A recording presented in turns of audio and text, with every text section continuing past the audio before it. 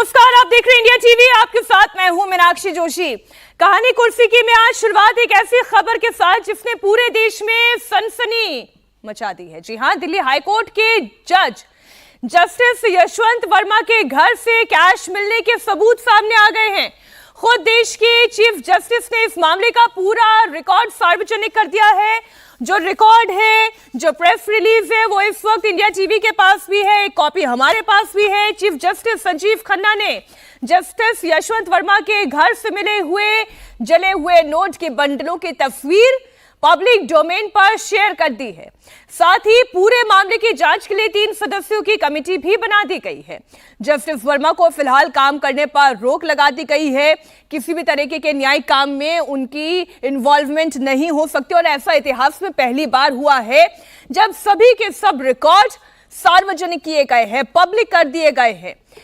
सार्वजनिक की गई रिपोर्ट और दूसरे दस्तावेज, कुल 25 पन्नों का ये पूरा प्रेस रिलीज है जिसमें पूरा घटनाक्रम, पूरी क्रोनोलॉजी बताई गई है। कैसे 14 मार्च की रात को जस्टिस वर्मा के घर में आग लगी, इस दौरान अधजले नोट मिले। आग पर काबू पाने के दौरान दिल्ली पुलिस के स्टाफ ने बकायदा इसका वीडियो बनाया। दिल्ली पुलिस कमिश्नर को यह वीडियो भेजा गया। पुलिस कमिश्नर ने इसे दिल्ली हाईकोर्ट के चीफ जस्टिस को व्हाट्सएप पर भेजा। ये सारी बातें इस प्रेस रिलीज में शामिल हैं। दिल्ली हाईकोर्ट के चीफ जस्टिस ने सुप्रीम कोर्ट के चीफ जस्टिस को फोन किया, पूरे मामले की जानकारी अपनी तरफ से भी दी। आग लगने के अगले दिन ही जस्टिस यशवंत वर्मा दिल्ली लौटे और फिर 16 मार्च को दिल्ली हाईकोर्ट के चीफ जस्टिस ने देश के चीफ जस्टिस यानी सीजेआई संजीव खन्ना से मुलाकात की और उसके अगले ही दिन दिल्ली हाईकोर्ट के चीफ जस्टिस से मुलाकात हुई। उन्हें नोटों के अधजले हुए बंडलों की तस्वीरें दिखाई गई। यानी कि पिछले 3 से 4 दिन से इस मामले को लेकर दिल्ली हाईकोर्ट से लेकर सुप्रीम कोर्ट तक बहुत कुछ चलता रहा, जिसके बाद देर रात को चीफ जस्टिस ने पूरे मामले को सार्वजनिक कर दिया। इसमें ध्यान देने वाली बात यह है कि जस्टिस वर्मा ने साफ साफ कहा है कि ये नोट ना तो उनके हैं और ना ही उनके परिवार के किसी सदस्य के हैं। वो इसे अपने परिवार के खिलाफ एक बड़ी साजिश बता रहे हैं। बहुत सारी बातें हैं, पूरी प्रेस रिलीज है, वो वीडियो है, वो तस्वीरें हैं, वो जो पूरे अटैच्ड डॉक्यूमेंट्स है वो सामने है। सीजेआई की ओर से क्या कहा गया वो भी इस प्रेस रिलीज में है। जस्टिस यशवंत वर्मा की ओर से क्या कहा गया वो भी इस प्रेस रिलीज में शामिल है। जस्टिस यशवंत वर्मा के घर से बाहर जला हुआ सामान हटाया जा रहा है और अभी भी ये काम किया जा रहा है। बड़ी खबर आपको दे दें, अभी भी 500 के जले हुए नोट मिल रहे हैं। सफाई कर्मियों ने यह दावा किया है कि उन्हें पहले भी जले हुए नोट मिले थे। ये तस्वीरें इस वक्त जो हम आपके सामने रख रहे हैं, ये ताजा तस्वीरें हैं। इंडिया टीवी संवाददाता अतुल भाटिया मौके पर मौजूद हैं। उन्होंने क्या देखा, सफाई कर्मचारियों से क्या बातचीत हुई, वो सब कुछ अनकट आपके सामने रख रही हूं। जस्टिस वर्मा के घर के बाहर से कूड़े के अंदर से लगातार जले हुए नोट मिल रहे हैं। हम आपको दिखाते हैं किस तरीके से ये 500 के नोट जो हैं वो यहाँ पर जले हुए हमें इस कूड़े के अंदर से मिले हैं। ये वो डेब्रिज है जिसको उठाने के लिए एनडीएमसी के लोग आते हैं। बताइए क्या नाम क्या है आपका? इंद्रजीत। आप यहाँ पे डेली आते हैं? हाँ जी, हम डेली तो ये जस्टिस वर्मा जी का घर है, तो क्या आपको नोट यहाँ पर जले हुए मिले थे कुछ? हाँ जी, 20-25 नोट मिले थे कुछ जले हुए, जो जैसे कूड़ा उठा रहे थे, जैसे दिख रहे थे हमें, वो निकाल के हम अलग फेंक रहे थे। कहाँ मिले थे नोट? ये गार्बेज में मिले थे हमें। तो कुछ आपने किसी को बताया कि यहाँ पे नोट पड़े हुए हैं जले हुए? हमने किसी को नहीं बताया। तो कहाँ लेकर गए फिर नोटों को? ओखला डंप हुआ जी। कितने दिन पहले की बात है जब नोट जले हुए मिले? 3-4 दिन पहले की बात है। कहाँ एग्जैक्ट कहाँ पड़े हुए थे नोट? ये यहीं पे सामने पड़े हुए थे गार्बेज में, जैसे ये गार्बेज उठा रहे हैं हम ऐसी। आपका क्या नाम है साहब? पुरंदर। आप एक चीज बताइए कि नोट यहाँ पर जले हुए मिले थे, कहाँ रखे होते एग्जैक्ट? सब पड़े हुए फैले हुए थे वो। कितने नोट थे? 20-25 होंगे जी। हाँ। तो आपने किसी अधिकारी को बताया? नहीं, हमारे कूड़े के लिए अधिकारी क्यों बताएंगे? मैं फटे हुए वो जले हुए नोट मिले। तो ये बिल्कुल साथ में जस्टिस वर्मा का घर है, तो आपको पता भी होगा कि किस तरीके से नोट यहाँ पर जले हुए मिले हैं घर के अंदर। ये इतना हमें मालूम नहीं है, यहाँ पे पड़े हुए थे वो तो। India TV justice Yashwant Verma के घर की वो एक्सक्लूसिव तस्वीरें दिखा रहा है, जिसके अंदर आप देख सकते हैं कि किस तरीके से जो स्टोर रूम था जिसके अंदर आग लगी थी, उसका जो फर्नीचर और जो स्टेशनरी है वो यहाँ पर इसी जो 30 तुगलक क्रिसेंट है, जहाँ पर जो सरकारी आवास है जस्टिस यशवंत वर्मा का, वो आप देख सकते हैं। एक्सक्लूसिव तस्वीरें जो है वो इंडिया टीवी दिखा रहा है। हालांकि जो चीफ जस्टिस ऑफ इंडिया है संजीव खन्ना, उन्होंने भी दिल्ली हाई कोर्ट के जो चीफ जस्टिस हैं उनसे ये पूछा है कि जस्टिस यशवंत वर्मा से ये पूछा जाए कि आखिर जो जले हुए नोट थे वो कैसे यहाँ से हटाए गए, कैसे वो सफाई पूरी की गई और आखिर ये नोट कहाँ से आए थे। और 14 तारीख यानी कि 14 जो होली के दिन ये घटना हुई, सुबह जब टीम यहाँ पर पहुँचती है तो जो जले हुए नोट थे वो यहाँ पर मौजूद नहीं थे। लेकिन 14 तारीख की रात को जब फायर ब्रिगेड की टीम यहाँ पर पहुँचती है तो उसमें ये साफ देखा जा सकता है, जो वीडियोज दिल्ली पुलिस कमिश्नर ने चीफ जस्टिस जो दिल्ली हाई कोर्ट को उनको सौंपे थे, जिसके अंदर साफ देखा जा सकता है कि जो फायर ब्रिगेड के कर्मी जो आग बुझा रहे थे वो लगातार ये बात कर रहे थे कि गांधी जी जल रहे हैं, यानी कि नोट जो 500 के थे वो वहां पर जल रहे। 3 से 4 बोरी जो है वो नोटों के नोट भरे हुए थे, जो जिस तरीके के जो रिपोर्ट जो है वो सौंपी गई है। फायर ब्रिगेड के जो कर्मचारी जो आग बुझा रहे थे उन्होंने यहाँ पर देखा, पुलिस कर्मियों ने यहाँ पर देखा, और जिसके बाद ये पूरी रिपोर्ट जो है वो दिल्ली पुलिस कमिश्नर संजय अरोड़ा के पास दी जाती है। और संजय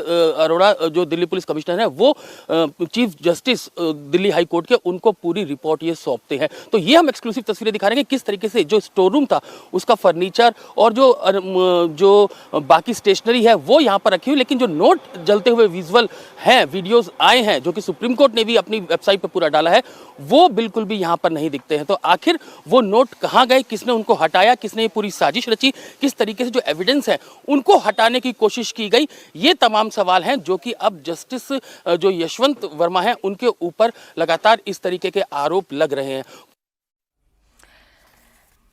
देखिए, अभी तक ये कहा जा रहा था कि नोट थे ही नहीं। पहले सुप्रीम कोर्ट ने वीडियो जारी किया और आज जब हमारे संवाददाता अतुल भाटिया मौके पर पहुंचे तो उन्हें जो जले हुए नोट मिले हैं, नोट के अवशेष मिले हुए हैं, वो साफ साफ वीडियो में दिखाई दे रहा है कि नोटों की गड्डियां तो जल रही थी, उन्हीं के ये अवशेष हैं।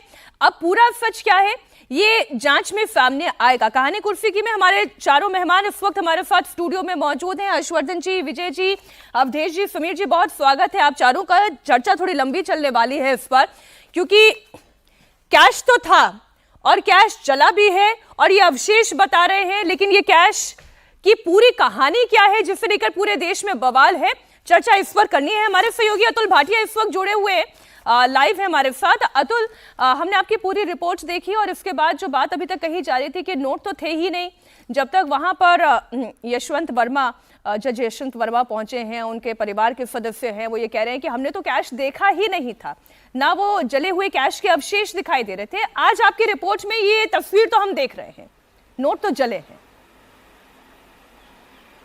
बिल्कुल मीनाक्षी, देखिए अभी भी मेरे हाथ में एक जला हुआ नोट है, ये 500 का नोट है, आप देख सकते हैं जला हुआ है। और ये जो आप देख सकते हैं पीछे यशवंत वर्मा जी का घर है, 30 तुगलक क्रिसेंट। और पहले हमने तस्वीरें दिखाई कि घर के अंदर भी कुछ जला हुआ सामान है, कुछ स्टेशनरी और इसके अलावा फर्नीचर जो है वो जला हुआ है। और जब आज एनडीएमसी के कर्मी यहाँ पर आए जो कि डेली साफ सफाई करते हैं, वो इस कोने पर यहाँ पर पहुंचते हैं जहां पर ये पूरा कूड़ा पड़ा हुआ था। और इसी कूड़े के अंदर जब उन्होंने सर्च किया, हम भी उनके साथ में सर्च कर रहे थे कि शायद कुछ नोट जले हुए मिले। उन्होंने ये दावा किया कि 4 से 5 दिन पहले उनको यहाँ से जले हुए नोट मिले थे, 20 से 25 इनकी संख्या थी। और इसी कूड़ा, जो मैं आपको कूड़ा दिखा रहा हूँ, इसी कूड़े के अंदर से वो नोट मिले थे। और आज जब हम उनके साथ यहाँ पर लगे सर्च किया तो इसी कूड़े के अंदर से 500 के 5 से 6 नोट हमें इसी तरीके के जले हुए यहाँ पर मिले। और जैसा कि हमने पहले भी तस्वीरों में दिखाया कि किस तरीके से 5 से 6 वो नोट थे। तो अभी भी, क्योंकि ये जस्टिस जो यशवंत वर्मा है उनका सरकारी आवास है और ठीक उसके पीछे यहाँ पर ये कूड़ा, क्योंकि पत्ते यहाँ पर काफी गिरते हैं तो उसको उठाने भी एनडीएमसी के लोग आते हैं। और जो एनडीएमसी के दोनों कर्मी थे, चाहे वो सुरेंद्र हो चाहे वो इंद्रजीत हो, उन दोनों से हमारी बात हुई तो उन दोनों का भी यही कहना था कि 4 से 5 दिन पहले उनको यहाँ पर 20 से 25 नोट जले हुए मिले थे। ओखला वो ये लोग डंप करते हैं, किसी अधिकारी को इन्होंने नहीं बताया और यहाँ से वो नोट जो है वो एनडीएमसी के ट्रक के अंदर लेकर यहाँ से चले गए। तो जिस तरीके से जस्टिस वर्मा लगातार जो अपनी सफाई दे रहे थे कि कोई भी नोट ऐसे जले हुए उन्होंने नहीं मिले, पूरा ये प्लांट है, पूरी इस तरह की कोई घटना नहीं हुई, तो अब ये जले हुए नोट यहाँ पर गवाही दे रहे हैं कि किस तरीके से जले हुए नोटों, क्योंकि 14 तारीख को होली वाले दिन यहाँ पर आग लगती है स्टोर रूम के अंदर, जले हुए नोट के वीडियोस कल सुप्रीम कोर्ट ने अपनी वेबसाइट के अंदर डाला, जो कि पूरी report chief justice Delhi high court की थी। वो पूरी रिपोर्ट जो सीजीआई को सौंपी गई, वो पूरी रिपोर्ट जो है वो आप जिस बात का हवाला दे रहे हैं अतुल, आप बने रहिएगा हमारे साथ, क्योंकि इस पर चर्चा थोड़ी लंबी चलेगी। और आप जिस बात का हवाला दे रहे हैं, प्रेस रिलीज में जस्टिस यशवंत वर्मा भी जो बात विजय जी कह रहे हैं वो यही है। उन्होंने कहा, और मैं एज इट इज जो यशवंत वर्मा ने कहा है वो मैं पढ़ दे रही हूं जनता के सामने। As already stated, I was never aware of any money or cash lying in the outhouse storeroom. मैंने पहले ही कहा कि मुझे इस बारे में कोई जानकारी नहीं थी कि स्टोर रूम में कोई कैश था। Neither I nor any of my family members had any knowledge of cash, nor does it have any bearing or relation with me or my family. वो ये कह रहे हैं, ना ही मुझे ना ही मेरे परिवार के किसी सदस्य को इस बारे में कोई जानकारी थी कि कैश है। और फिर आगे वो कह रहे हैं, नो सच कैश और currency was shown to my family members और staff who were present on that fateful night. यानी कि जिस दिन आग लगी, जिस दिन आग को बुझाने का काम हुआ, जिस दिन ये तस्वीरें, अभी तक की जो बातें कही जा रही हैं कि उसी दिन ये तस्वीरें रिकॉर्ड हुई थी, जले हुए कैश की बोरियां जो ये दिखाई दी हैं तस्वीरों में, वो ये कह रहे हैं कि मेरे फैमिली मेंबर वहीं पर मौजूद थे, मेरा स्टाफ वहीं पर मौजूद था, लेकिन उन्हें कोई करेंसी नहीं दिखाई दी। विजय जी, एक और बात इसमें मैं शामिल करते हुए फिर मैं आपके पास आती हूँ। ये कह रहे हैं, I also strongly deny and outrightly reject the insinuation if made that we removed currency from the store room. उन्होंने ये भी कहा कि इस तरीके की कोई जो आरोप मेरे पे लग रहे हैं कि मैंने वहां से करेंसी हटा दी गई, सबूत वहां से हटा दिए गए स्टोर रूम से, ऐसा भी नहीं हुआ है। As stated above, we were neither shown nor handed over any sack of burnt currency. Sack यानी बोरा, हमें कोई ऐसा बोरा दिखाया ही नहीं गया, दिया ही नहीं गया जो ये बताता था कि करेंसी जलाई गई है। ये जस्टिस यशवंत वर्मा कह रहे हैं। बिल्कुल ठीक बात है। एक तो इसमें सबसे बड़ी बात है कि सुप्रीम कोर्ट के जो चीफ जस्टिस हैं संजीव खन्ना साहब, उनको मुबारकबाद देने की बात है कि हिंदुस्तान के इतिहास में उन्होंने जिस तरह से इसको सार्वजनिक किया है, उससे जो विश्वसनीयता पर एक सवाल खड़े हुए थे, उसमें थोड़ी सी मजबूती आएगी कि हमें लोगों को भरोसा होगा कि जो सुप्रीम कोर्ट है वो इस मामले को रफा दफा नहीं करेगा, और ये मामला अब रफा दफा होने वाला नहीं है। जो भी होगा इसमें बेनिफिट ऑफ डाउट तो जस्टिस वर्मा को दिया ही जा सकता है, क्योंकि अब 3 मेंबर्स की जांच कमेटी रिपोर्ट बना रही है, वो कर रही है। आपने जस्टिस यशवंत वर्मा जी का जिक्र किया, जो उन्होंने जी इस रिपोर्ट में कहा है, 25 पेज की जो प्रेस नोट है सुप्रीम कोर्ट का, उसमें एक और प्रेस नोट है, एक और लेटर है जो सीजीआई को चीफ जस्टिस ने लिखा है दिल्ली हाई कोर्ट के, और उसमें उन्होंने एक लाइन और लिखी कि जब मैंने इसको देखा है तो मुझे नहीं लगता कि उस कमरे में या उस कैंपस में कोई बाहर का आदमी आ सकता है। बिल्कुल ठीक बात है। ये एक बात उसमें अलग तरीके से की, जांच तो अलग होगी कि क्या किसका पैसा है, नहीं है। दूसरा, अभी अतुल भाटिया जो बता रहे हैं, आपके जो सफाई कर्मी से बात कर रहे हैं, उन्होंने उन नोटों का जिक्र किया जो कम से कम उस दिन तो नहीं जले, क्योंकि जो उस दिन जला गया है सामान, जो नोट जले हैं या जो आग लगी है, वो सामान तो बाहर गया ही नहीं, वो तो फायर ब्रिगेड ने उसको कर लिया और पुलिस ने उसको सारा का सारा रखा है। 2 बातें अलग अलग है। अतुल भाटिया दूसरी बात कर रहे हैं। अतुल भाटिया जो नोट बता रहे हैं, माफ कीजिए, ये नोट वो नहीं है जो उस कमरे में जले। एक मिनट में अतुल हाँ, आप मेरे साथ जुड़े हुए हैं। अतुल के साथ आप बात कर लीजिएगा, लेकिन मैं बता रहा हूं कि जो अतुल से आप पहले बात करें, फिर हम आगे बढ़ते हैं। अतुल जी अतुल, आप सुन रहे होंगे विजय जी को, वो ये कह रहे हैं कि ये जो जले हुए नोट पाए गए हैं। बिल्कुल बिल्कुल, देखिए मीनाक्षी, मैं इसमें क्लियरिटी कर देता हूं कि जो नोट 14 तारीख यानी कि होली के दिन लगभग रात को 11:30 बजे जस्टिस वर्मा के घर के अंदर आग लगी थी स्टोर रूम के अंदर, उसके अंदर जब 15 तारीख को जब रजिस्ट्रार वहां पर पहुंचे थे, तब कोई भी नोट उनको जला हुआ वहां पर नहीं मिला था, यह भी रिपोर्ट में कहा गया है। और यही chief justice of India Sanjeev Khanna ने यह पूछा है कि आखिर वो नोट जो जले हुए थे कमरे के अंदर, वो कोई यहां पर उस कमरे के अंदर अब कोई नोट नहीं है, वो उस कमरे की सफाई की गई है, बाकायदा सबूतों को मिटाया गया है, और उन्हीं में से कुछ नोट जो है वो जस्टिस वर्मा के घर के बाहर यहां पर पड़े हुए हैं। दिल्ली पुलिस से भी हमारी बात हुई, जो टॉप ऑफिशियल्स है उनका यह कहना है कि कोई भी सीजर कैश का जस्टिस वर्मा के घर से नहीं हुआ है। 15 तारीख को जब टीम वहां पर पहुंचती है सुबह, ठीक है, अतुल एक काम करें, इसको हम बराबर वापस से जरा प्रेस नोट पर लेकर आते हैं। और जो बात आप विजय जी कह रहे हैं वो तो अब इस पर जो 3 सदस्यीय जजेस की कमेटी है मैंने उस पर कहा तो वो बात नोट करेंगे। अलग है। अच्छा। दूसरी बात एक और जो आप कह रहे हैं और जस्टिस वर्मा ने कहा कि वहां नहीं बताई गई, ये फायर ब्रिगेड का वो है लेटर, इसमें क्या कहा गया है आप पढ़िए ना सब चीज़ों को। उसमें लिखा है कि ये दिसंबर 14/3/25 को जो हुआ आग की सूचना मिली पीसीआर कॉल के माध्यम से। एक तो फायर ब्रिगेड को फोन नहीं किया गया था, पीसीआर को किया गया था। खैर वो तो ठीक है, पीसीआर को इमीडिएट कोई करता है कॉल। तुरंत दमकल की 2 गाड़ियां मौके पर बुलाई गई, ये सब हुआ। और उसकी आखिरी लाइन पढ़िए, उक्त कमरे में आग के काबू आने के बाद 4-5 अजली बोरियां मिली हैं जिनके अंदर भारतीय मुद्रा भरे होने के अवशेष मिले हैं। ये तो फायर ब्रिगेड कह रही है, इसमें क्या आप बात कर रहे हैं कि मिला कि नहीं मिला, किसने रिपोर्ट किया है? ये तो ऑफिशियल नोट है, आप ही के प्रेस नोट में ये शामिल है ये बात कि इसका मतलब नोट तो मिले। देखिए अब 2 बातें हैं ना इसमें हर्षवर्धन जी, ये कह रही है फायर ब्रिगेड की टीम कि उन्होंने ये देखा। यशवंत वर्मा कह रहे हैं कि मेरी बेटी वहीं पर थी, मेरे परिवार के सदस्य वहीं पर थे, मेरे पीएस वहीं पर थे, लेकिन उन्होंने ऐसा कुछ नहीं देखा। हर्षवर्धन जी नहीं, फिर तो मुझे लगता है कि सबसे पहले जज साहब की और उनके पूरे परिवार की नेत्र दोष की कोई ठीक से इलाज की व्यवस्था हो, वो किया जाना चाहिए।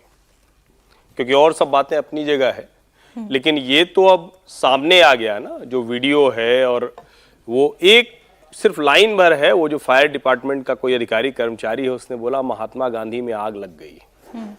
वो वैसे तो नोटों के संदर्भ में कह रहा है, लेकिन ये भारत में जिस तरह की व्यवस्था चल रही है, जिस तरह से लोकतंत्र में लोक का भरोसा घटता जा रहा है, वो सचमुच महात्मा गांधी में आग लग गई। इससे ज्यादा बुरा वक्त नहीं आ सकता है।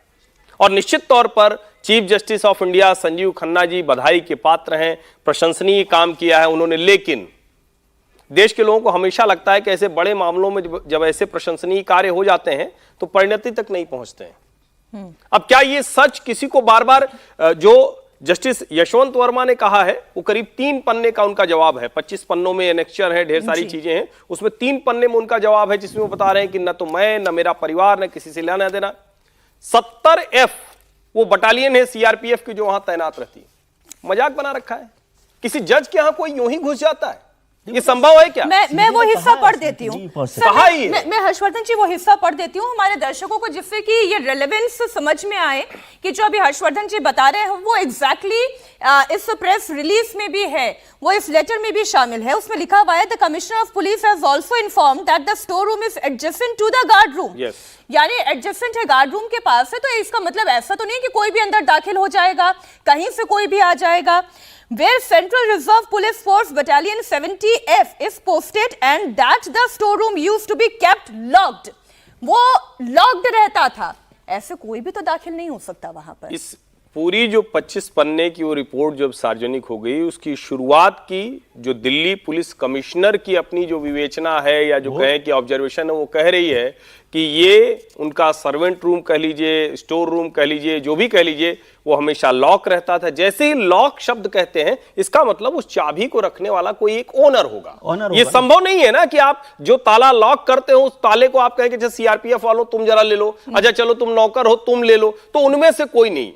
जब यशवंत वर्मा जी का पक्ष आता है तो उसी में वो कहते हैं कि हमारा इस पैसे से कोई लेना देना नहीं है। अब अगर इतने पैसे कोई जज के घर में जाके डाल आ रहा है, तब तो और बड़ा सवाल खड़ा हो जाता है कि कौन है भैया कि इतने बोरे जाके, अब अगर बोरे डाल सकता है तो बम भी डाल सकता है, लॉक भी किया, और उसके बाद वो लॉक कर देता है। फिर यशवंत वर्मा कहते हैं कि नहीं हम तो जब गए तो सब कुछ खुला होता और कभी ये बंद ही नहीं होता था, हम तो उसमें जो भी सामान अनयूज्ड होता था डाल देते थे। अब इस देश का बड़ा वर्ग, मीनाक्षी जी, इसको सबको ध्यान से सुनना चाहिए, सोच रहा होगा कि हे प्रभु, एक दिन हम पूरा दिन खटते हैं तो कहीं 500, कहीं 800, कहीं 1000, चलो ठीक है, जो बहुत कमाते होंगे औसत वाले में आ जाइए तो 5-10 हजार कमा लेते होंगे, और यहां बोरे में रुपया पड़ा हुआ है, खुला रहता है, जिसकी चिंता भी नहीं है।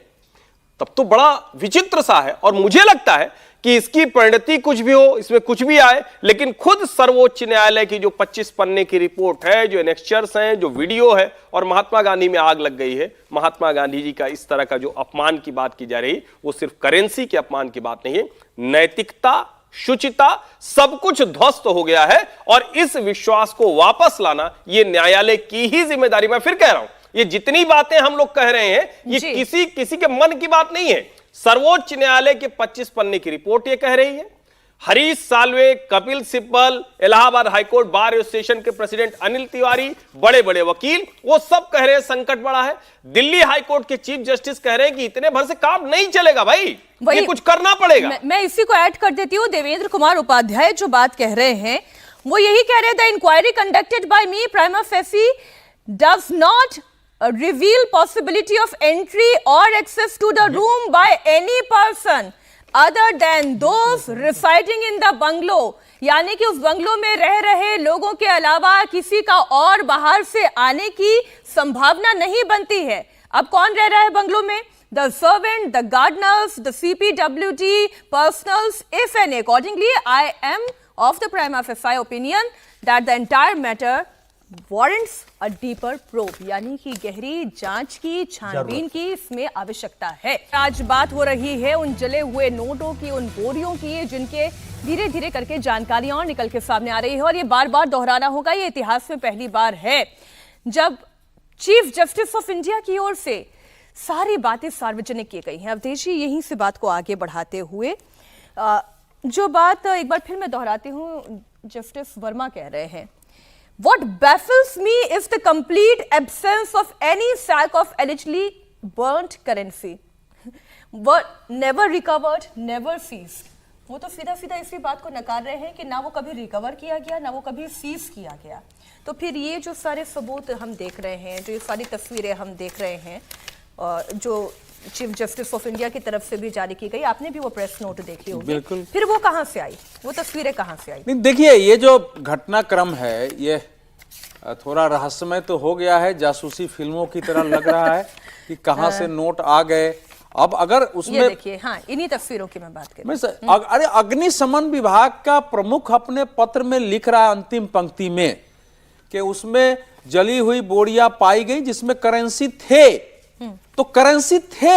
अब या तो फायर ब्रिगेड के चीफ को किसी ने घूस दे करके ये बयान दिलवाया है, अब किसी ने अगर वहां बोरा रख दिया है, बोरा रख के आग लगवा दिया है, आग लगवा के वहां से फोन करवा दिया हो, तो उस पर वो भी जांच रिपोर्ट में आएगी। लेकिन फोन उनके सेक्रेटरी साहब ने किया था, जो जज साहब के सेक्रेटरी है वो किया था। देखिए, उनका जो बयान है, जो आपने प्रश्न किया है, वो लीगली बयान है, क्योंकि लीगली अगर कोई चीज सीज किया जाता है तो उसमें वहां के गवाहों के हस्ताक्षर होते हैं, उस पर मोहर लगती है, उसको सील किया जाता है। ये वो बात कर रहे हैं कि हमारे घर में ऐसे कोई पेपर्स नहीं है कि हमारे परिवार को दिखा के और सील कराया गया हो। वो कोर्ट की भाषा ऐसी होती है, टर्मिनोलॉजी ऐसा ही होती है। और ये सही है कि न वहां चौकीदार से उसका कोई ऐसे पेपर पर साइन कराए गए, न दिखाए गए उसकी तस्वीर। तो जो लीगली कोई चीज अटैच करना होता है, या लीगली जो रिकवरी होती है, उसमें ये नहीं है, वहां मिला है। तो इसलिए जज साहब जो कर रहे हैं वो कोर्ट की भाषा के अनुसार कर रहे हैं। हम जो डिबेट कर रहे हैं वो केवल कोर्ट की भाषा नहीं है, कोर्ट की तो है ही है, लेकिन क्या दिल्ली के सम्मानीय मतलब उच्च न्यायालय में किसी न्यायाधीश के घर आग लगने पर, चाहे वो स्टोर रूम हो चाहे आउट हाउस हो, अगर इतनी भारी मात्रा में नोट जलते हुए दिखे हैं, अग्निशमन विभाग इसको स्वीकार कर रहा है, तो उसके बारे में देश के अंदर कौतूहल पैदा होगा। क्योंकि पहले भी हमारे जुडिशियरी पर इस तरह के आरोप लगते रहे हैं।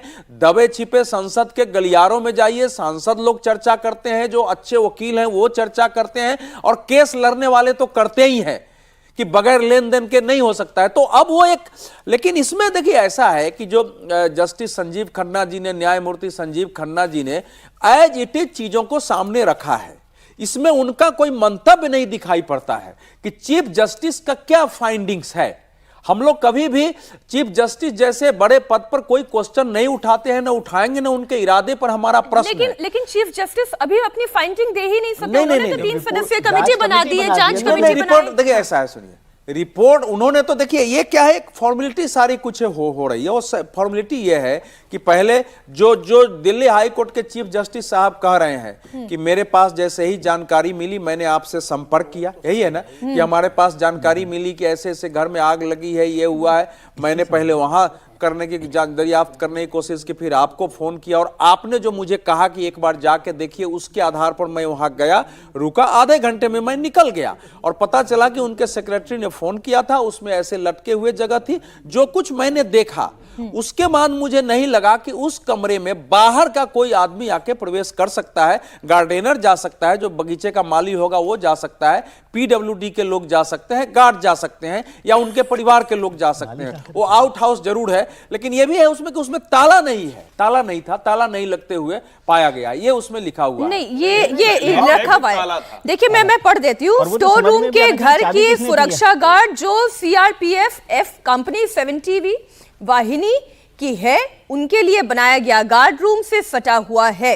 मतलब वो स्टोर रूम, हाँ, इसे ताला लगाकर रखा जाता है। अंग्रेजी में उन्होंने जो लिखा है कि adjacent to the guard room, ये कह रहे हैं इसे ताला लगाकर रखा जाता है, इसलिए कह रहे हैं कि कोई बाहर से आ जाए और उस ताले को खोल के फिर सामान रख दे रखा जाता है। लेकिन जस्टिस वर्मा का कहना है कि वो कभी बंद नहीं हो। उनके स्टेटमेंट को आप पढ़िए, उसमें वो कह रहे हैं कि कभी वो बंद नहीं होता है। उसमें हाँ, उसमें यूज्ड और अनयूज्ड भी ऐसी चीजें सब उसमें रखी जाती है। नहीं तो एक बचाव का भी तर्क हो सकता है।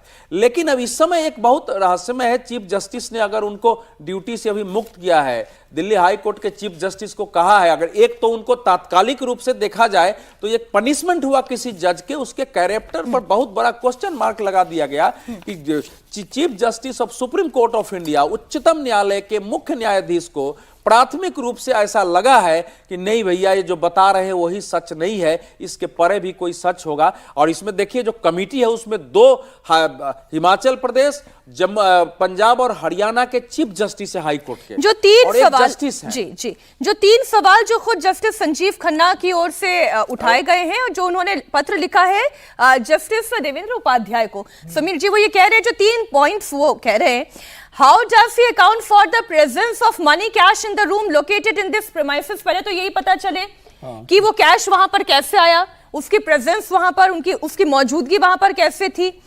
दूसरा सवाल जो वो उठा रहे हैं, explain the source of money cash which was found in the said room, यानी कि उस स्टोर में जो पैसा था उसका सोर्स क्या था वो पता चले। और तीसरी बात जो ये कह रहे हैं, who is the person who had removed the burned money, यानी कि वो जले हुए सैक की बात कर रहे हैं ना, उस बोरी की बात कर रहे हैं, कैश की बात कर रहे हैं। Who is the person who had removed the burnt money cash from the room in the morning of March 15, 2025? यानी कि वो भी ये सवाल पूछ रहे हैं कि अगर जस्टिस वर्मा ये कह रहे हैं कि उन्होंने भी अपनी आंखों से ये नहीं देखा, तो फिर तो ये पता चलना चाहिए कि वो रिमूवल किसने किया, वो हटाया किसने। सबसे बड़ा प्रश्न देखिए मीनाक्षी जी, घटना घटी है 14 तारीख की रात को 12:45 पे 30 तुगलक 11:30 पे 30 तुगलक क्रिश्चियन के घर पर। उस समय घर पर कौन था? जज साहब और जज साहब की पत्नी भोपाल में थे, वो घर पे नहीं थे। जज साहब की बेटी और बूढ़ी माँ घर पर थी। जज साहब का निजी सचिव घर पे थे। निजी सचिव ने पीसीआर को फोन किया कि आग लगी है। पीसीआर ने 2 फायर ब्रिगेड बुलाई। फायर ब्रिगेड बुलाई जाती है। जब फायर ब्रिगेड आग बुझाती है तो उन्हें वहां जले हुए नोट मिलते हैं। यह कहा जा रहा है कि फायर ब्रिगेड ने इसका संज्ञान लिया। पुलिस कमिश्नर को इसका इन्फॉर्म किया जाता है। Police commissioner Delhi high court के मुख्य न्यायाधीश उपाध्याय साहब को इन्फॉर्म करते हैं इस मामले को। और जिनके घर में आग लगी है यशवंत जी, वो कब आते हैं? वो 15 तारीख की शाम को भोपाल से लौटते हैं।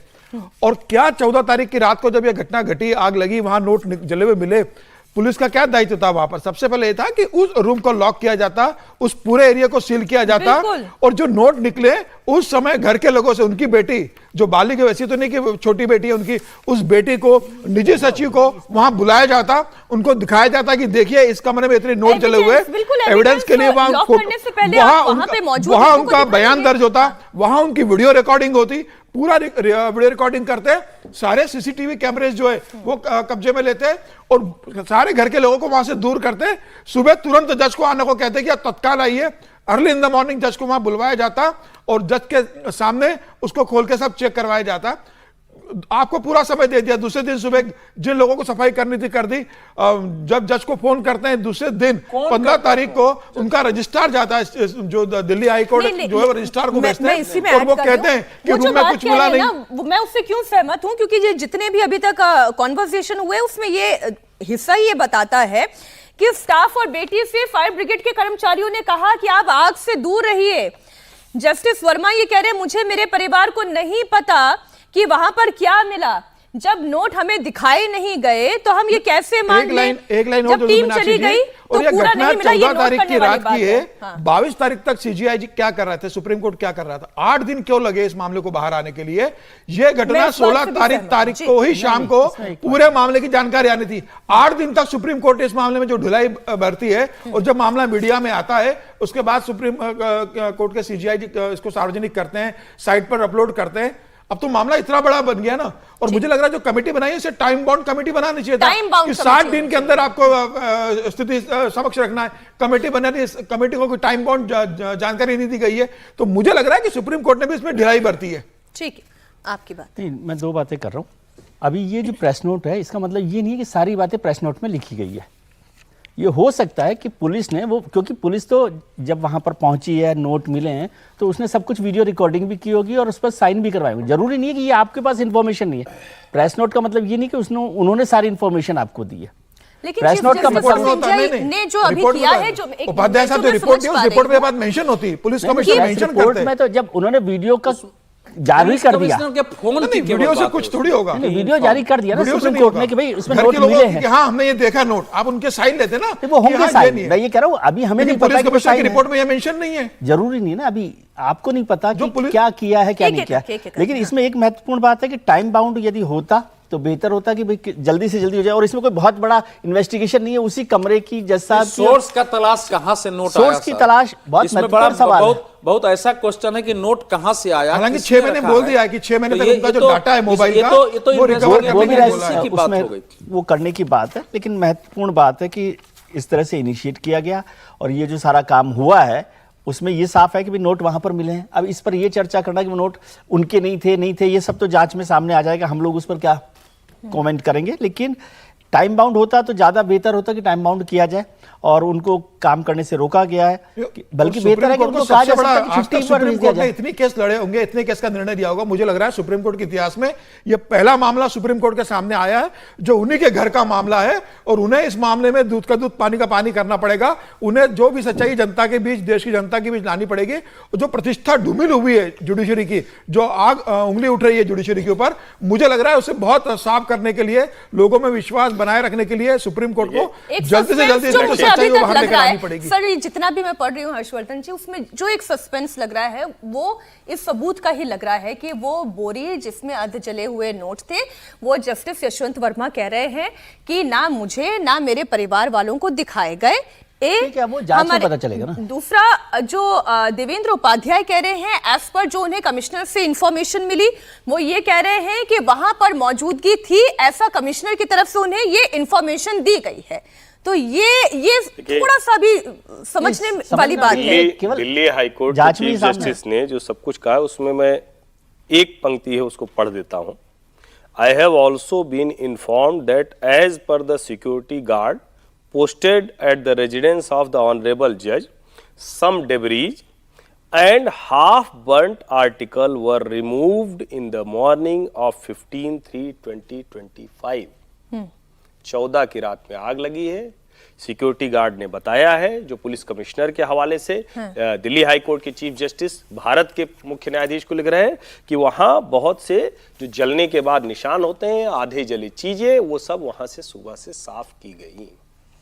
और उसमें तो ये इसमें कोई कंफ्यूजन नहीं है। लेकिन पूरा कमरे में अकाला हो रहा था, पूरा वो सारी दीवार- बातें, लेकिन मुझे एक चीज समझाए उससे पहले कि मैं ब्रेक पर चली जाऊं, और भी बहुत सारी खबरें कि जब भी कोई इस तरीके से पुलिस जांच होती है तो क्या सबूतों को हटा दिया जाता है या फिर उन्हें सील कर दिया जाता है, लॉक कर दिया जाता है? नहीं, उसको लॉक करने के रखने कहा किसने? क्या पुलिस ने कहा? पुलिस ने वहां लॉक किया कि अब इसको कोई टच नहीं करेगा?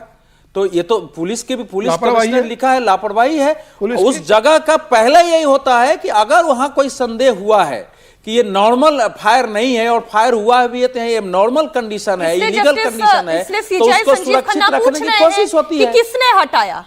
मैं देखिए, ये इतना आसान मामला तो है नहीं। जब इतने दिनों के बाद कोई सीधी सीधी बात नहीं कह रहे हैं तो जज साहब के घर में वो पैसा मिला, इसमें कोई संदेह नहीं है। जज साहब कह रहे हैं हमारा नहीं है, लेकिन रिपोर्ट कह रही है जज साहब के घर में मिला। जज साहब के घर में आग लगी, जज साहब नहीं थे, इसलिए मजबूरी में वो भी जो उनका प्राइवेट सेक्रेटरी था जिसको उस नौकर ने बताया तो उसने फोन कर दिया तो ये सब कुछ आ गया। अब इसका मतलब ये तो तय हुआ कि कम से कम वो सारे लोग तो नहीं है जिनको ये पता रहा होगा, तो और किसको पता रहा होगा कि पैसा यहां बोरे में रखा है। पुलिस कमिश्नर ने जो रिपोर्ट दी है वो साफ बता रही है पैसा जज साहब के घर में था, जलने के बाद जो प्रक्रिया होनी चाहिए वो नहीं की गई। पीसीआर की कॉल थी, फायर उसके साथ दौड़ा, क्योंकि जब आग लगेगी कहीं भी पीसीआर पे फोन जाएगा तो ऑटोमेटिकली रूटेड हो जाता है, इसमें कोई कंफ्यूजन नहीं।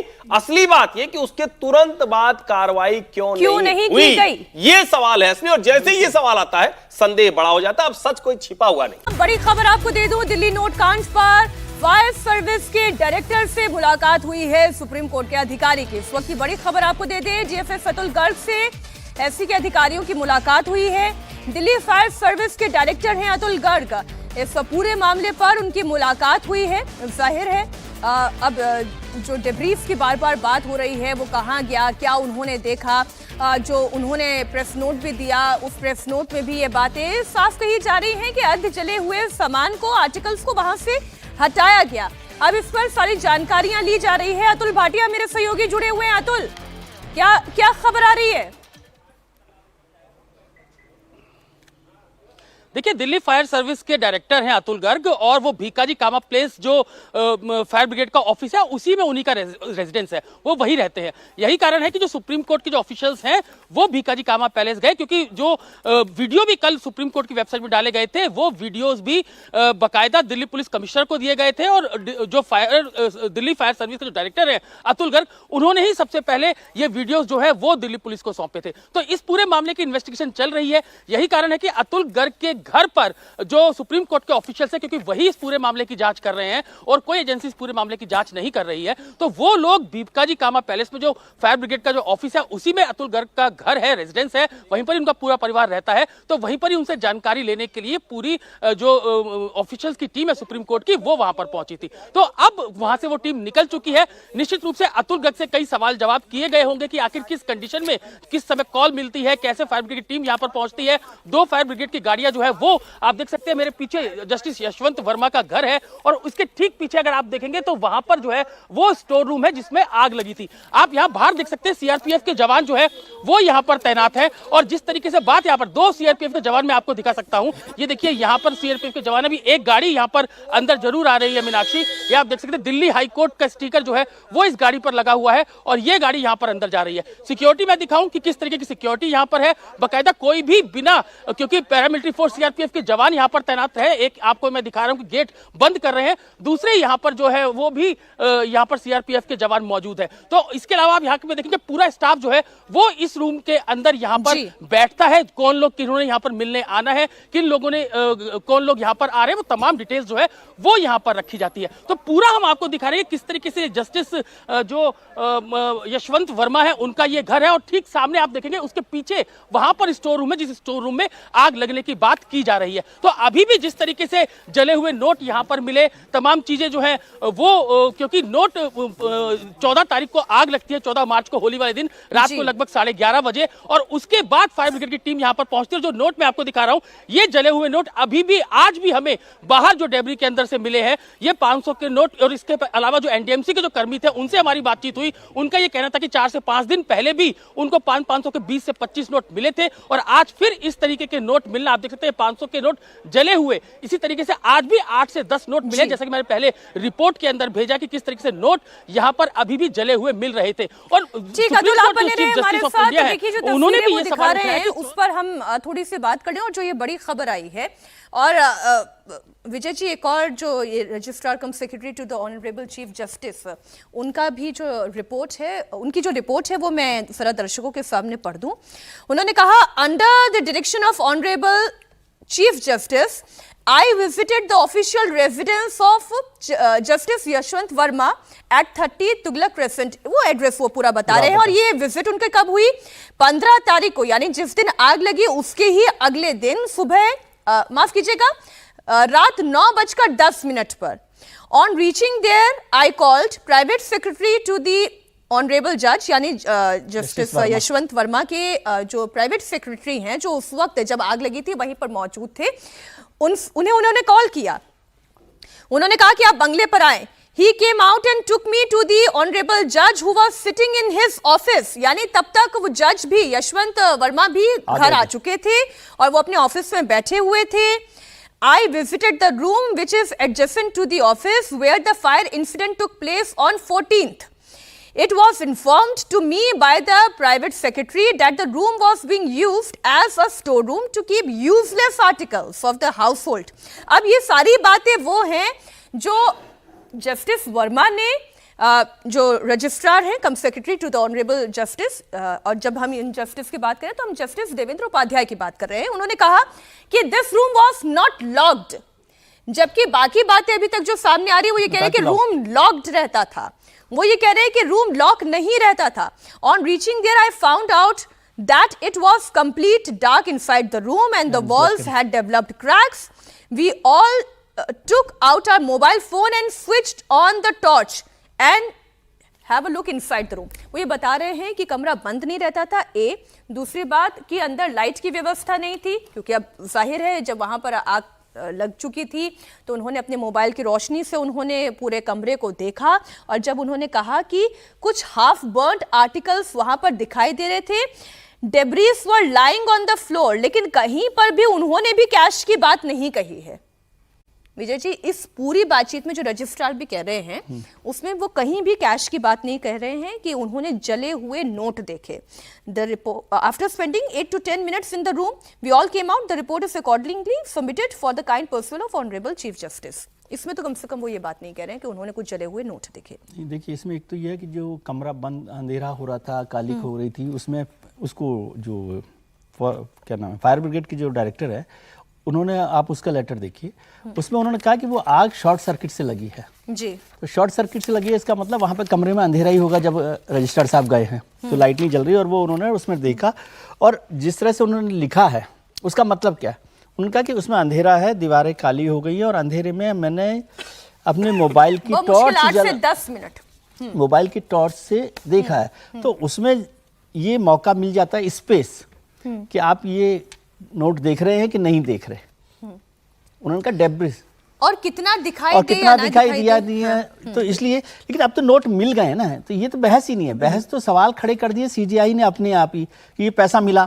इसमें अब ये सवाल तो बचा ही नहीं कि पैसा नहीं मिला। एक तो फायर ब्रिगेड की टीम ये कह रही है कि उन्होंने जले हुए नोट देखे, ये उन्होंने कहा। मैं कह रहा हूँ, जब सीजीआई ने ये सवाल, जो तस्वीर दिखा रहे हैं, सीजीआई ने जब सवाल खड़े, मीनाक्षी जी, सीजीआई ने जब सवाल खड़ा कर दिया, मैं केवल ये कह रहा हूँ कि सीजीआई ने जब कह दिया कि भाई वहां जो पैसा मिला है वो कहां से आया पैसा, दूसरा उसका सोर्स क्या है, तो इसका मतलब ये तो पैसे तो अब इस डिबेट पे मत चाहिए ना कि ये पैसा था कि नहीं था। 14 तारीख की रात को 11:30 बजे करीब आग लगी है, और जो रजिस्ट्रार की विजिट कब होती है? 15 तारीख की रात को विजिट होती है, लगभग 20 घंटे के बाद विजिट होती है। तो मुझे लग रहा है कि, और ये भी तो होना चाहिए कि जब 14 तारीख की रात को आग लगी कमरे में, तो रूम का ताला किसने खोला था? फायर ब्रिगेड जब पहुंची, क्या कमरे में ताला लगा था? फायर ब्रिगेड के अधिकारी ने ताला खोलने के लिए कहा, चाबी कौन लेकर आया था? क्या ताला खोला गया? या फायर ब्रिगेड के अधिकारी जब गए तब रूम खुला हुआ था और उन्होंने सीधा दरवाजा खोल के आग बुझाने की कोशिश की, और उनको वहां जले हुए नोट, जब उन्होंने बुझाया तो जले हुए नोट मिले। अगर फायर ब्रिगेड के अधिकारी ये कहते हैं कि रूम में ताला लगा था, हमने चाबी मंगवाई, सेक्रेटरी चाबी लेकर आता है, वो ताला खोलता है, उसके बाद हम जाते हैं, तो ये भी देखना पड़ेगा कि जब फायर ब्रिगेड के अधिकारी पहुंचे, जब आग लगी थी, तो क्या रूम लॉक था कि लॉक खुला हुआ था? नंबर 1। और ये 24 घंटे आग लगी होगी तो लोग बुझा रहे होंगे, 20 घंटे तक ये क्यों पहुंचे?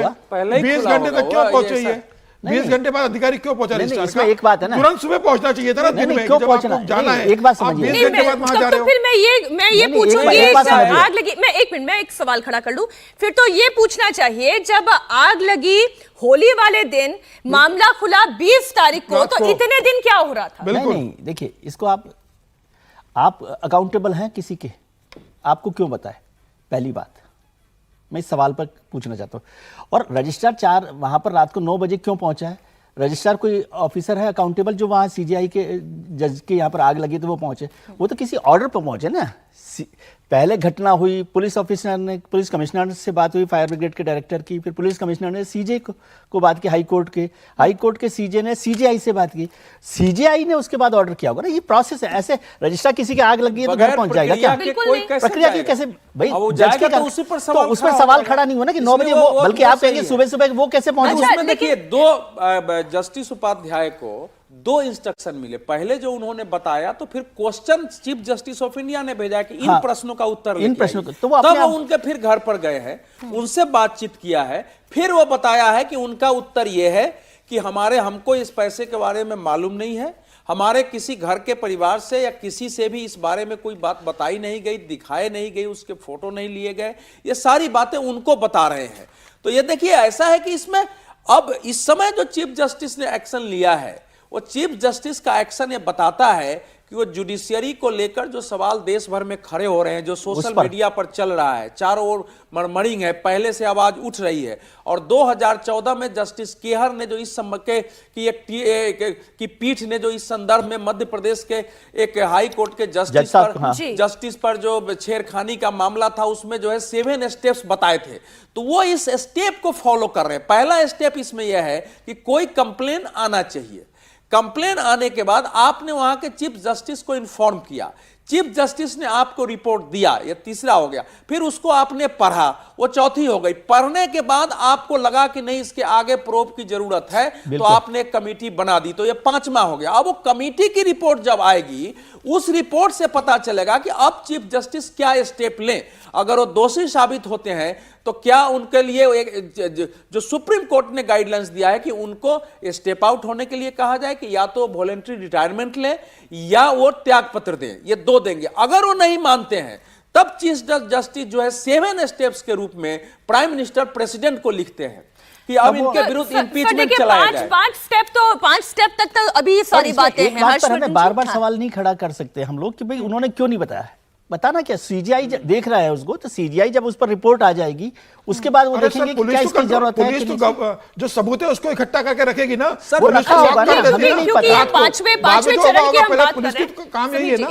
हम जो 5वें चरण की बात करें हर्षवर्धन जी कर रहे हैं पुलिस वालों के जी, उनके बेचारों की क्या हिम्मत है कि जज साहब वही ना हाई कोर्ट का जज है, उन्होंने साफ साफ रिपोर्ट में लिखा है, हिंदी में उसी रिपोर्ट का हिस्सा है, उक्त कमरे में आग के काबू में आने के बाद 4-5 अधजली बोरियां मिली हैं, जिनके अंदर भारतीय मुद्रा भरे होने के अवशेष मिले हैं। ये और दूसरा हिस्सा क्या है, स्टोर रूम घर के सुरक्षा गार्ड जो सीआरपीएफ की सीएपीएफ की एफ कंपनी 70वीं आने के लिए बनाए गए रूम से सटा हुआ है, इसे ताला लगाकर रखा जाता है। साफ साफ तो रिपोर्ट करे भाई, वही कह रहा हूं ना। इसका मतलब हुआ कि चूंकि जज साहब के घर का मसला था, डर सबको लगता है, गला सबका सूखता है। चौथा पॉइंट वो ये कह रहे हैं कि घर के सुरक्षा गार्ड के अनुसार कल सुबह कमरे से मलबा और अन्य आंशिक रूप से जले हुए सामान को हटा दिया गया था, जिसे हमारे सहयोगी अतुल भाटिया भी दिखा रहे हैं। तो ये इसके बाद कुछ बचता नहीं है। अब ठीक है, हर किसी को लगता है कि भाई न्यायाधीश का घर है, न्यायाधीश के ऊपर टिप्पणी है, सीधे हाई कोर्ट के जज का मसला है। वैसे भी पुलिस वाले ने क्या किया, पुलिस वाले ने पुलिस कमिश्नर को बताया, पुलिस वाले क्या बताएंगे, जैसे ही फायर ब्रिगेड वाले गए होंगे तो उनको लगा अरे ये तो जज साहब का घर है, तो उन्होंने फोन किया, तो एसीपी डीसीपी जो होता हुआ गया होगा और कमिश्नर ने कहा होगा कि अच्छा चलो जो तुमको करना है करो, हमको भेजो। इन्वॉल्वड है, सारी बातचीत जो है, और फिर पुलिस कमिश्नर ने बल्कि इस मामले में दिल्ली हाई कोर्ट के चीफ जस्टिस को थोड़ा सा प्रशंसा करनी चाहिए कि उन्होंने कम से कम अपनी तरफ से कोई ऐसा कॉग्निजेंस लिया, कहा कि ये होना चाहिए। और जब ये कहा गया, जिसको कई लोग ये भी कह रहे थे कि उनका ट्रांसफर तो किया नहीं गया है क्योंकि वो कोई ऑर्डर नहीं मिल रहा था, जबकि इसी में लिखा हुआ है कि दिल्ली हाई कोर्ट के चीफ जस्टिस कह रहे हैं कि अच्छा ये एडमिनिस्ट्रेटिव लिहाज से बहुत अच्छा है, ये जरूरी है, लेकिन आगे वो कहते हैं कि इतने भर से बात नहीं चलेगा। इसका मतलब ये हुआ, I am of the prima facie opinion that the entire matter warrants a deeper probe। वो खुद कह रहे हैं। अच्छा एक बात जो हम लोगों ने एक फिल्म में तारीख पर तारीख का वो सुना था। हाँ, ये सब लोग क्या होता है, हमारे देश की एक ऐसी स्थिति हो गई कि ब्यूरोक्रेट्स कोई जिम्मेवारी नहीं लेते हैं। हमारे देश की पुलिस अपने ऊपर जिम्मेवारी लेने फायर को ब्रिगेड तैयार वाला नहीं है, वो होती। क्या करेगा? हमारे देश की जुडिशियरी भी अगर जिम्मेवारी नहीं लेगी, चीफ जस्टिस ने अपना एक कोई चीज इसमें लिखा तो नहीं है ना, केवल प्रोब की बात कर दी है कि ये प्रोब है, तो ये प्रोब होता जा रहा है। इसलिए प्रोब हम देख रहे हैं। अब इसमें तो सर वो तो जांच के बाद ही प्रूव होगा ना, और क्या तब तक तो अच्छा, प्रूव ही बताइए होगा। क्या कर सकते हैं? नहीं, सुनिए क्या कर प्रोब सकते भी जो है, प्रोब शब्द जो है ये इतना एक छायावादी शब्द होता है। प्रोब का मतलब क्या हुआ? अगर तीन जांच जज होनी हैं, चाहिए, तीन जज हैं, तो क्या वो पुलिस की तरह वो इंटरोगेशन कर सकते हैं? हमारे सवाल तो ये है, नहीं कर सकते। नहीं, आप इसको गलत तरीके से गलत ले रहे आप हैं। समझ रहे तीन हैं, लोगों जी। को जब जजेस को दिया गया है तो उनको जो लोगों की जरूरत है, पुलिस की जरूरत हो, सीबीआई की, कोई भी इन्वेस्टिगेटिंग ऑफिसर की जरूरत हो, आज फायर जो हो, सुप्रीम वो कोर्ट की सब ओर उनको से मदद जो मिले। फायर उनको डिपार्टमेंट के सुपरवाइज अतुल गर्ग करते से हैं, जज अतुल सुपरवाइज गर्ग से जो करते हैं। मुलाकात हुई है, ऐसे जो कमेटी बनती सुनिए ना, है, उसका मतलब ये अतुल थोड़ी ना गर्ग खुद से घूम- जांच हाँ। मुलाकात हुई है, उसी सिलसिले में तो ये नहीं, मुलाकात उसका हुई है मतलब कि कि वो वहां से सुपरवाइज जो कर रहे होते हैं, कोई ये डॉक्यूमेंट्स थोड़ी हैं, वो खुद लिए जाके जाएंगे, फिर आगे की कचरा जांच होगी। हटाएंगे। उसका मतलब ये नहीं है ना, वो तो सुपरवाइज करते हैं जजेस जो होते हैं, कमेटी और बनी हाई है, पावर नहीं, कमेटी जो है, कमेटी बनी और ये तो है। बहुत बड़ी कमेटी है। हम लोग वो अक्सर दो बात चीफ करते हैं जस्टिस- जजेस जुडिशियल कमेटी सर, बनाई जाए। ये सवाल खड़ा होगा, थोड़ा अलग सवाल है, लेकिन मेरे मन में तो अभी तुरंत आया। हर चीज में कहते हैं कि भाई नेता लोग हैं, नेता न करे, एक जज साहब डाल दो तो न्यूट्रल हो जाता है। जज साहब पे मामला है तो जज साहब के अलावा क्यों नहीं होना चाहिए उसमें कोई? और मैं तो कहता हूं, क्या ये अगर जगदीप धनखड़ जी ने उस तरह से बहुत स्ट्रांग स्टेटमेंट राज्यसभा के भीतर नहीं दिया होता तो क्या इतनी हिम्मत किसी की होती? और क्यों नहीं इस पर संसद की कोई कमेटी बने? कई बार हम कहते हैं ना, नेताओं के ऊपर मामला बना, भ्रष्टाचार का मामला आता है, बड़े से बड़ा नेता वो अदालत के चक्कर काटता है। जब जज के ऊपर मामला है तो संसद की कोई मॉनिटरिंग कमेटी क्यों नहीं बननी चाहिए? लेकिन सर रूल तो यही है ना कि जब सीजीआई का मामला है तो उसे जजेस की बॉडी ही उसे ये सीजीआई का मामला कहां से हो गया? नहीं, जब सीजीआई उसको मतलब देख रहे CGI हैं तो हाईएस्ट हमारी मेरे मन में हाईएस्ट ये सवाल जुडिशियल है, बॉडी है। एक सामान्य नागरिक के तौर पर ये सवाल क्यों नहीं आना चाहिए कि जब आप कहते हैं कि कोई एक होता है, आप कहते हैं कि डिपार्टमेंट की इंक्वायरी, नहीं अब तो मामला गड़बड़ हो तो बाहर से किसी को लाओ। सर, आप यही कहते हैं आप तो जो मूल प्रश्न उठा रहे हैं वो तो उस समय खारिज हो गया जब सुप्रीम कोर्ट ने एनजेएसी को खारिज कर दिया।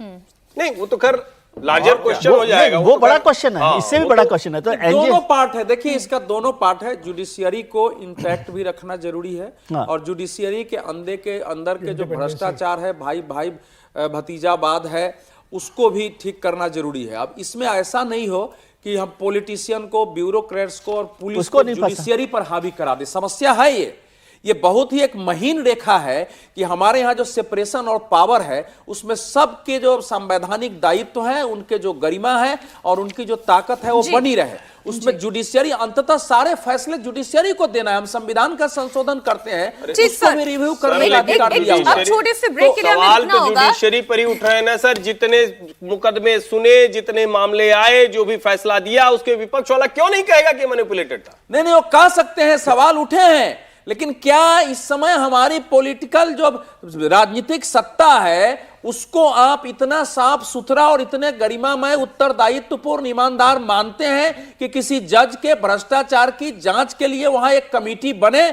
जब अंदर के भ्रष्टाचार के जांच के लिए कोई कमेटी बनती है, उसमें मार हो जाता है, बोतल चलने लगती है, तो आप सोचते हैं कि जजों को लेकर क्या होगा? और अब बात होगी बिहार की। बिहार में चुनावी साल में इफ्तार पर जमकर सियासत हो रही है।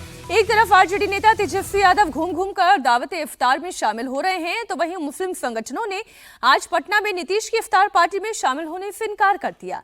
इन मुस्लिम संगठनों ने नीतीश को चिट्ठी लिखकर अपने बॉयकॉट का ऐलान किया है। जिन संगठनों ने इफ्तार में शामिल न होने का ऐलान किया उनमें all India Muslim personal law board और जमीयत उलेमाए हिंद भी शामिल है। ये वक्फ बोर्ड बिल पर जेडीयू के स्टैंड से नाराज है और चाहते हैं कि नीतीश की पार्टी इस बिल का विरोध करे और इसे संसद में पास ना होने दे। दबाव बनाने की इस रणनीति के तहत इन संगठनों ने नीतीश की इफ्तार पार्टी से दूर रहने का फैसला लिया है। चिराग पासवान इस फैसले पर क्या कह रहे हैं, खासतौर पर तेजस्वी यादव क्या कह रहे हैं, ये दोनों रिएक्शंस आपके सामने रखते हैं और फिर करेंगे चर्चा। आप लोगों ने हमेशा लालू जी को मुझ पर विश्वास जताया। आप लोगों के ताकत की वजह से, फिरका शक्तियों से, सांप्रदायिक शक्तियों से हम लोग हमेशा लड़ने का काम करते हैं। ये केवल आप लोगों की ताकत की वजह से है। तो हम दुआ करेंगे कि ईश्वर अल्लाह और खास तौर पे आए हुए सभी लोग आशीर्वाद और कहते हैं कि आपके साथ हमारा दल, राष्ट्रीय जनता दल और हमारे नेता पिता आदरणीय लालू प्रसाद यादव जी। मदनी साहब का बहुत सम्मान करता हूँ, आदर करता हूँ। उनसे पुराने संबंध हम लोगों के रहे हैं। ऐसे में मैं जानता हूँ कि उनकी अपनी चिंताएं हैं, जिसको लेकर उन्होंने इस तरीके का फैसला लिया है।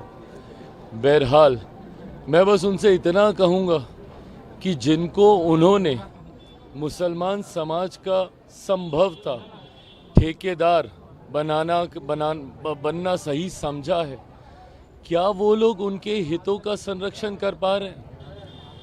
आप भले हमारे इफ्तार में मुस्लिम संगठनों को आप कहें कि भाई ना जाएं, मुख्यमंत्री जी के इफ्तार में आप कहें कि वो ना जाएं, चंद्रबाबू नायडू जी के इफ्तार में उनको कहें कि वो ना जाएं, पर जो लोग राजद के इफ्तार में जा रहे हैं, बताएं कि इन लोगों ने क्या किया है मुसलमानों के लिए। ये तो एकदम दो तरफा बातें हैं। क्या किसी समाज का, किसी समुदाय का भला करने के लिए इफ्तारी करनी जरूरी है? नहीं, देखिए, अगर नेताओं में साहस हो तो जिन संगठनों ने इनका, ये केवल दबाव नहीं है, बहिष्कार है। ये तो शर्मनाक है कि आप उनके लिए इफ्तार कर रहे हो, कहे हम तुम्हारे इफ्तार में आएंगे ही नहीं, हम जो चाहते हैं वो करो तब तुम्हारे इफ्तार में आएंगे। ब्लैकमेलिंग है ना ये एक मेंटेलिटी इस देश में रही है, खासकर शाहबानो मामले के साथ जिस ढंग से दबाव बनाया सरकार ने। शाहबानो को 178 रुपए का मात्र उसमें उसको हर्जाना महीने में देना था, उसको बदलते हुए और जो बिल पास हुआ है Muslim women protection bill Rajiv Gandhi ji के समय से, उस समय से दबाव बनाना कि दबाव बनाएंगे तो हो जाएगा, अब दबाव से भी काम नहीं हो रहा है। अच्छा, ये दबाव इनका फेल भी कर सकता है, क्योंकि भारतीय जनता पार्टी के केंद्र में ये सत्ता में आने के पहले एक धारणा थी कि बगैर मुस्लिम वोट के कोई केंद्र में बहुमत पा ही नहीं सकता है। ये मिथ टूट गया है कि 300 भी क्रॉस कर सकता है। जो महाराष्ट्र में आपने देखा कि किस ढंग से बहुमत मिला है बहिष्कार के बावजूद, उत्तर प्रदेश में चीजें बदल रही है। तो ये जो परिस्थिति बनी है वो इस कारण बनी है कि नेताओं ने अभी तक जो मुस्लिम समाज के अंदर जो उनके दोष हैं, उनके अंदर जो सामाजिक कुरीतियां हैं, जो मजहब के नाम पर गैर मजहबी काम हो रहे हैं, उनके समाज के सामान्य लोगों तक भी पहुंचाने की बात स्पष्ट रूप से नहीं की है, कोई बोलता ही नहीं था। तो यह है कि इनका बहिष्कार करो कि वक्फ के बिल को समर्थन करेंगे तो हम आपके साथ नहीं रहेंगे। अभी नेताओं को तय करना है कि भाई इनको इफ्तार पार्टी देना चाहिए कि नहीं देना चाहिए। कोई नेता, मैं पूछ रहा हूं, कोई नेता अगर हमको होली मिलन में नहीं बुलाता है, होली मिलन आयोजित नहीं करता है, तो क्या वो हिंदू विरोधी है? कोई नेता अगर विजयादशमी में कोई फलाहार की पार्टी नहीं करता है तो क्या हिंदू विरोधी हो जाएगा? ऐसा तो है नहीं कि इस देश में जो लोग इफ्तार नहीं करते हैं वो मुस्लिम विरोधी है। बिल्कुल ठीक बात है। इसलिए इफ्तार की पार्टी को पुनर्विचार करने की जरूरत पैदा हो गई है कि जिनके लिए आप इफ्तार कर रहे हो, आप पर विश्वास करने के लिए तैयार नहीं है कि आप जो स्टैंड ले रहे हैं, इस देश के संविधान, इस देश के न्याय, इस्लाम मजहब जो कुछ कहता है और इस्लाम में जो बाकी मुसलमान है, मुस्लिम समुदाय के वास्तविक हित में है, अगर ये वो स्वीकार करने के लिए तैयार नहीं, मतलब आप पर विश्वास नहीं करते हैं। विश्वास नहीं करते हैं, ये नीतीश कुमार के लिए परेशानी का सबब हो सकता है। हर्षवर्धन जी, नहीं, देखिए, मुझे लगता है कि इसको दोनों तरह से दिखा जा सकता है। एक तो बड़ा सामान्य सा है और प्रचलित है कि इफ्तार पार्टी है, सेकुलर होने के लिए, दिखने के लिए करना है, और अगर वही लोग नहीं आएंगे जिनके लिए आप कर रहे हैं तो इसका मतलब कि आप उस तरह से सेकुलर नहीं रह जाएंगे। मतलब एक तो ये प्रचलित धारणा है, उनके नजरिए से उनके नजरिए से एकदम वो नहीं रह गए। मतलब अब अगर यही मुस्लिम पर्सनल लॉ बोर्ड ना आए, जमीयत उलमा या जितने भी इस तरह के संगठन है, लेकिन इसका एक दूसरा पहलू है और उसको ज्यादा गंभीरता से मैं देखता हूं। ये करके मुसलमानों के ये संगठन जो लगातार 3 तलाक पर इन्होंने देख लिया, ये अब धीरे धीरे समान नागरिक संहिता पर देख रहे हैं, नागरिकता कानून संशोधन अधिनियम आया उस पर देख रहे हैं, तो एक तरह से मुसलमानों से ये जो संगठन है ये कटते चले जा रहे हैं। मैं इसको यूं भी देखता हूं, पॉलिटिकली ठीक है, आपको दबाव बनाना है, आप नीतीश जी पर बनाइए, नायडू जी पर बनाइए। आम मुसलमानों से मुसलमानों के ही संगठन कट रहे हैं। उन मुसलमानों को भी तो लगेगा ना कि ये संगठन क्या हमारे हक के लिए कुछ ले पाते हैं क्या लोकतंत्र में, सरकार में हमारी कोई भूमिका बची रहने देना चाहते हैं क्या? और अगर ये पूरे मुसलमानों को लेकर खड़े रह गए तो गाड़ी तो निकलेगी आगे और उसमें दूसरा वर्ग बैठकर जाएगा। पहले क्या था, ये कहते थे कि हम जब तक बैठेंगे नहीं तब तक गाड़ी चलेगी नहीं, यानी लोकतंत्र की गाड़ी का मतलब ये हुआ कि 272 क्रॉस किया या नहीं किया। अब तो 272 बिना मुसलमानों के क्रॉस कर रही है। अब इसका अच्छा है पहलू या बुरा है, ये मुसलमानों को सोचना होगा, लेकिन मेरा ये मानना है कि ये बहुत ही खराब तरीका है। आप बिल्कुल कहिए, आप कहिए कि हम चुनाव में तुमको औकात दिखा देंगे, हम तुमको जीतने नहीं देंगे, हम विधानसभा लोकसभा में विरोध करेंगे, ये पॉलिटिकली और डेमोक्रेटिकली एक तरीका है। लेकिन जब आप कहते हैं कि हम आपकी इफ्तारी का विरोध करेंगे, तब तो आप बड़ा खराब काम कर रहे हैं। आप ही के लिए तो वो एक कर रहे थे। और मेरा ये मानना है, जो देश के मुसलमानों में एक बड़ा वर्ग है जिसको हम यूं देखते हैं कि भाई क्या हुआ, जम्मू कश्मीर में भाजपा नहीं जीती कश्मीर में, लेकिन कश्मीर में ढेर सारे वोट उसके विधायकों प्रत्याशियों को मिल गए। गुजरात में ढेर सारे सभासद उसके जीत कर आ गए। तो एक बड़ा वर्ग जिसको लगता है कि भाई हमको जो मिल रहा है वो तो हम ले, ये तो हमको लोकतंत्र में काटकर किनारे करने की साजिश है। और वो कौन कर रहे हैं? ये जो ठेकेदार मुस्लिम संगठन। अब अगली खबर हम बात कर लेते हैं औरंगजेब और बाबर के मैटर की, जो इस वक्त हॉट टॉपिक बना हुआ है, क्योंकि अब समाजवादी पार्टी के सांसद रामजी लाल सुमन ने राणा सांगा का चैप्टर इसमें ऐड कर दिया है। राज्यसभा के अंदर बयान देते हुए सपा सांसद ने राणा सांगा पर प्रहार किया। कहा कि अगर मुसलमान बाबर की औलाद हैं तो तुम यानी कि हिंदू गद्दार राणा सांगा की औलाद है। मैं तमाम बातें क्यों कहूं, आप खुद ही रिएक्शन सुने, जो पहले रामजी लाल ने कहा और उसके बाद फिर जो विवाद खड़ा हुआ उस पर और क्या पलटवार हुआ, दोनों आपके सामने। उनके बड़े बड़े नेता जिन्होंने संविधान की शपथ ली, वो किस बात की बहस छेड़ना चाहते हैं? औरंगजेब की बहस छेड़ना चाहते हैं। तो अगर रामजी सुमन जी ने भी इतिहास का कोई पन्ना पलट दिया, जिस पन्ने में अगर इस तरह की भाव लिखा होगा, 200 साल पहले 100 साल पहले हम लोगों ने तो इतिहास लिखा नहीं। इतिहास किसने लिखा है? इसलिए भारतीय जनता पार्टी से पूरे उत्तर प्रदेश कि हमारी समाजवादी पार्टी की तरफ से निवेदन है कि इतिहास के पन्ने ना पलटें, क्योंकि इतिहास के पन्ने अगर पलटे जाएंगे तो लोग ये भी याद करेंगे कि छत्रपति शिवाजी महाराज जब उनका तिलक होना था तो किसी ने उनका तिलक नहीं किया और हाथ से तिलक नहीं किया गया। सुनने में आ रहा है कि पैर के बाएं अंगूठे से उनका तिलक किया गया था। क्या भारतीय जनता पार्टी इस बात की निंदा करेगी आज? जो अखिलेश यादव कह रहे हैं विजय जी, उसी का तो दूसरा पहलू ये है कि रामजी लाल भी तो वही कर रहे हैं। जनता के मुद्दों को, उनके सरोकार से जुड़े हुए मुद्दों को उठाने की बजाय आप राणा सांगा का अपमान कर गए और फिर आपने एक नया विवाद शुरू कर दिया। देखिए, अब राजनेताओं का इस तरह से पिछले 15 दिन से 20 दिन से मैं देख रहा हूँ कि औरंगजेब और राणा सांगा और कहाँ तक हम पहुँच गए हैं, उस विवाद को लेकर चल रहा है। और उसमें इंटरेस्टिंग बात क्या है कि औरंगजेब को लेकर सब लोग मानते हैं कि क्रूर शासक है, नहीं है, बहुत सारे लोग नहीं मानते होंगे, लेकिन आप उसे एक हीरो के तौर पर साबित करने के लिए भी आप अपने अपने नए तर्क गढ़ रहे हैं। फिर राणा सांगा को लेकर भी आप अलग तरीके से, क्योंकि आपको औरंगजेब के साथ खड़ा दिखाई देना है तो आप राणा सांगा पर भी आ गए हैं। मूल मुद्दा क्या है? क्या ये सब मुद्दे बहुत महत्वपूर्ण हैं जिन मुद्दों पर चर्चा करनी चाहिए रामजी लाल सुमन साहब को, अखिलेश जी को, या भारतीय जनता पार्टी या तमाम लोगों को? जैसे आरएसएस के अंबेडकर साहब, सुनील अंबेडकर साहब ने कहा कि औरंगजेब इज इररिलेवेंट। तो अब जो इररिलेवेंट इश्यूज हैं उस पर हम अपने अपने कुतर्क गढ़ रहे हैं। और मैं समझता हूं कि औरंगजेब हो, राणा सांगा हो, उनको शासकों के तौर पर देखें और उनकी जो क्रूरता है उसको भी स्वीकार कीजिए। इतिहास को स्वीकार करना जो है ना, वो भी अपने आप में महत्वपूर्ण बात होती है।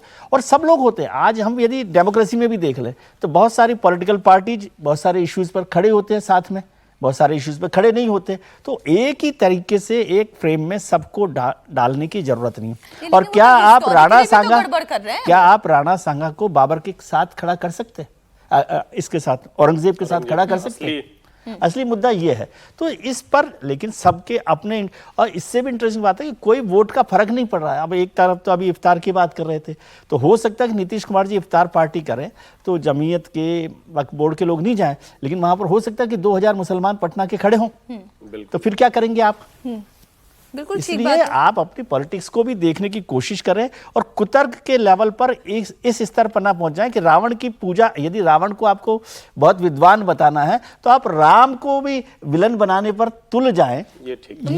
मैं इसीलिए ये बड़ी थी कि हिस्टोरिकली भी ये लोग गलत हैं, क्योंकि वो तो दौलत खान लोधी ने बुलाया था बाबर को। ये मतलब स्पष्टता होनी चाहिए, इसमें कोई भ्रम नहीं होना चाहिए। लेकिन सवाल वही है, और मुझे लगता है कि इस पूरी डिबेट का सबसे बड़ा सवाल वही है जो विजय जी ने कहा। आप औरंगजेब के बचाव के लिए राणा सांगा पर हमला करेंगे? ये है मुद्दा। औरंगजेब के पक्ष विपक्ष में खड़ा होने वाला, और देखिए इस पर मैं स्पष्ट हूं, इतिहास जो भी है, हो सकता है कोई कहे कि नहीं कब्र होनी चाहिए कि नहीं होनी चाहिए, मैं ये मानता हूं कि आज इस पर ये डिबेट नहीं होनी चाहिए, लेकिन चूंकि कब्र है, रोज रोज उस पर कोई फूल डाल आता है, कोई अबू आदमी बोल देता है, तो ये सारी चीजें होती। औरंगजेब के पक्ष में खड़ा होने वाला कोई नहीं दिखना चाहिए, इसमें मुझे कोई भ्रम नहीं, क्योंकि वो बहुत काला इतिहास। अब इसका दूसरा पहलू क्या है, आप राणा सांगा जैसे योद्धा को उसके ऊपर हमला सिर्फ इसलिए कर रहे हैं। और जरा सोचना चाहिए, क्या समाजवादी पार्टी को सचमुच हिंदुओं के सामने वोट के लिए नहीं जाना है? अखिलेश यादव ने कह दिया कि अच्छा भाजपा वाले औरंगजेब वाला इतिहास पलट रहे थे, तो हमने राणा सांगा वाला पलट दिया। मतलब आप यहां तक जाकर अगर कर रहे हैं, और कहीं ये लड़ाई वो वाली तो नहीं है कि प्रियंका जी को इतना 1000 किलोमीटर, हजारों किलोमीटर दूर गाजा दिख जाता है, यहां का नहीं दिखता है। बिल्कुल। तो ये वही हाल है, उनको भी 1000 साल पहले का वो दिख जाता है, अभी का नहीं दिखता है। तो ये खतरनाक है, मुझे लगता है इसका उसी तरह से पॉलिटिकली भी खतरनाक है, हिस्टोरिकली भी खतरनाक है। राणा सांगा जिन्होंने अलग अलग शासकों को, राजपूत शासकों को एकजुट करके उनका नेतृत्व करते हुए बाबर से युद्ध लड़ा, आप उसको कह रहे हैं औरंगजेब उससे भी ज्यादा खतरनाक हमारे सोशल फैब्रिक के लिए, कि आप झूठ फैलाकर दूसरे तरीके के सोशल फैब्रिक में एक बड़ी दरार पैदा कर। इस पूरे विवाद का जो औरंगजेब और राणा सांगा के विवाद हुआ, जो लगातार चल रहा है 15 दिन से, उसका फायदा इतिहासकारों को बहुत हो रहा है। जिन इतिहासकारों की किताबें कोई खरीदता नहीं था, अगर आप अमेजोन पे जाकर के सर्च करेंगे, डालेंगे किताब, तो आउट ऑफ स्टॉक दिखाया जा रहा है। सब इतिहास की किताबें खरीद रहे सारे, क्योंकि सबको अध्ययन करना है, कोई ना कोई ऐसा इश्यू ढूंढना है कि जिसे उठा के फिर उनको लोकसभा में बोलना है, पार्टी प्रवक्ताओं को बोलना है। तो इतिहास तो ये कौन सी इतिहास की किताब लेकर आए? मैं तो फिर ये जानना चाहती हूँ, रामजी लाल जी ने कौन सा इतिहास पढ़ लिया जिसमें वो एकदम फैब्रिकेटेड बात कर रहे हो, वो भी संसद में खड़े होकर? देखिए, इतिहास को अपने हिसाब से सब तोड़ मरोड़ करने की कोशिश करते हैं। और फिर समाजवादी पार्टी के वो नेता है, समाजवादी पार्टी तो वर्तमान को क्या, इतिहास तो छोड़ो, वर्तमान के बारे में वो ठीक से नहीं बता पाएंगे। और अखिलेश यादव, अबू असीम आजमी जैसे उनके पास नेता है जो अपने हिसाब से इतिहास बोलते हैं। और अबू आजिम तो कहते हैं कि भाई मैं तो चाहूं तो इतिहास लिख सकता हूं भारत का, मुझे समय नहीं मिलता। उनको तो बयान आया है कि मेरे पास समय नहीं है, वरना मैं भारत का इतिहास लिख देता मुगलों को लेकर। तो अगर अबू आजिम जैसा नेता उनके पास इतिहासकार है, तो भगवान बचाए ऐसे पार्टी को और ऐसे नेताओं को देश से। तो मुझे लग रहा है कि समाजवादी पार्टी को भी अपने प्रवक्ताओं को सिखाना चाहिए, रामजी सुमन को ज्ञान देना चाहिए कि भाई आप लोकसभा और राज्यसभा में अगर बोल रहे हो, पार्टी के नेता बोल रहे हैं, विधानसभा में अबू असीम आजमी बोल रहे हैं, तो किस विषय पे बोलना है, क्या बोलना है आपको। कम से कम आप पार्टी के वोट नहीं बढ़ा सकते, सम्मान नहीं बढ़ा सकते, तो कम से कम पार्टी को हराने का काम तो मत कीजिए। पहुंचाएं। बिल्कुल। आज कहानी कुर्सी की चर्चा में बस इतना ही। बहुत शुक्रिया अवधेश जी, विजय जी, हर्षवर्धन जी, समीर जी हमारे साथ जुड़ने के लिए, चर्चा के लिए।